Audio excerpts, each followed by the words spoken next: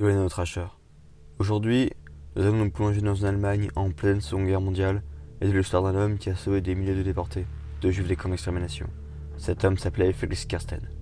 Felix Kersten, ou de son nom complet Eduard Alexander Felix Kersten, est un médecin de nationalité finlandaise.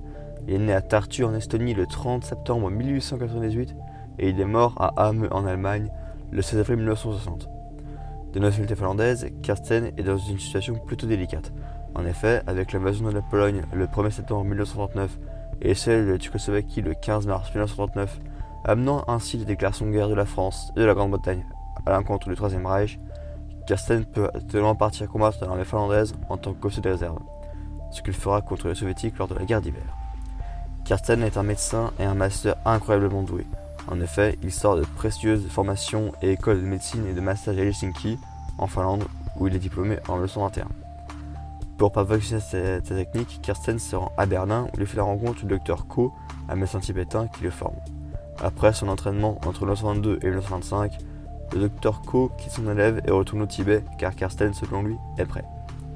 S'ensuit alors une situation assez florissante, notamment en 1928 où Kersten devient le masseur attitré de la famille royale de Hollande et c'est à cette période qu'il se marie et il a un enfant.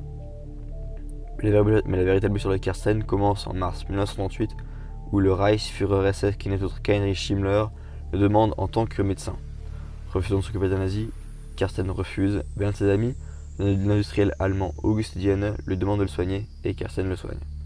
Dès la première rencontre, Kersten comprend la douleur qui met Himmler au supplice, mais après un de ses massages, Himmler se sent léger depuis longtemps, rendant son zèle envers Hitler encore plus diabolique. Toutefois, en 1940, sa situation se dégrade à nouveau. En effet, l'Estonie est annexée à l'Union soviétique et comme Kersten s'est battu avec les Finlandais contre les soviétiques, il est passible de la peine de mort. Aux Pays-Bas, les autorités allemandes lui en veulent car elle est sous la famille royale et comble de malheur, la Finlande lui ferme ses portes et leur donne d'espionner Himmler. Et finalement, il a le choix entre deux solutions, soit il est assigné à résidence en Allemagne ou alors il doit accompagner Himmler à bord d'un train spécial à destination du front français. Kersten sauve sa première vie en août 1940 où le social-démocrate allemand August Rosterg est arrêté par les SS et envoyé dans un camp de concentration. Il est libéré sur ordre d'Himmler lui-même après s'être fait soigner d'une crise de douleur particulièrement atroce. Kersten profita donc de la reconnaissance d'Himmler pour sauver des vies là où le Reichsführer SS est supprimé. Profitant de la maladie d'Himmler, Kersten fait libérer des milliers de prisonniers des camps nazis et lors d'un voyage aux Pays-Bas, il se confronte à Hans Albin Rauter, le chef de la Gestapo sur les Pays-Bas, pour qu'il libère un de ses amis, ce qu'il fait sur l'ordre d'Himmler. Pour pouvoir continuer ses activités, Kersten flatte souvent Himmler en le comparant notamment à Frédéric Ier de Prusse, sauvant ainsi des centaines de personnes. Dans sa résistance héroïque, Kersten peut compter sur l'aide du secrétaire personnel d'Himmler, Rudolf Brandt, pour garantir sa survie.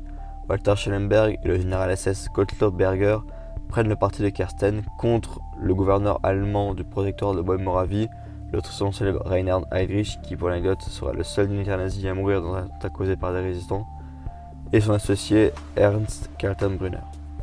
Le 1er mars 1941, Kersten apprend de manière fortuite un des plans d'Hitler, celui de déporter 3 millions de Hollandais. Mais l'essentiel conditionnel car selon l'historien Stéphane Dubreuil, il n'y a aucune preuve de cette déportation-ci.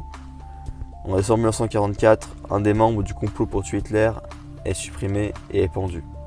La sentence est appliquée par les SS, donc Kersten furieux claque la porte, mais revient lorsqu'il comprend avec Brandt qu'Himmler a simplement obéi aux ordres. Il obtient alors la libération de 50 étudiants norvégiens, de 50 policiers danois et de 3000 femmes, belges, françaises, hollandaises et polonaises. Son dernier acte de bravoure et de courage se fait en 1945 avec 3000 juifs qui étaient destinés aux chambres à gaz.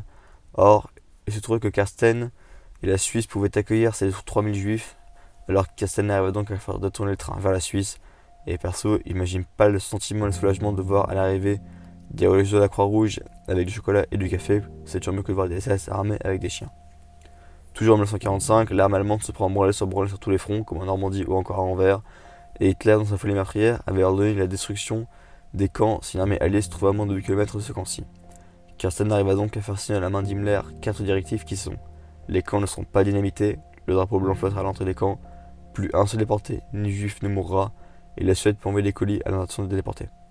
En signe de paix, Himmler fait libérer 5000 juifs de plus. Après la guerre, Brandt est accusé de crimes de guerre, ce qui est faux et il est pendu. De son côté, Himmler se suicide en 1945, et quant à Carsten, il mène une vie tranquille où il sera décoré de la Légion d'honneur en tant que chevalier par la France à titre posthume. Il sera décoré par les Pays-Bas avec l'ordre de grand officier de l'ordre d'Orange-Nassau et reçu la distinction de Médecine Varalt, la plus haute distinction qu'un médecin puisse recevoir en Finlande. Et pour l'anecdote, ce titre n'a été décerné que 4 fois depuis sa création. Carsten meurt du crise cardiaque le 16 avril 1960. Eh ben, sacrément touffu comme sujet. Mais très intéressant, j'espère que la vidéo vous a plu. Et si vous a plu, n'hésitez pas à vous abonner à Eternal Trash ainsi qu'à ma chaîne. C'était Gwen pour Eternal Trash et surtout Yule le Trasher, aimez l'histoire.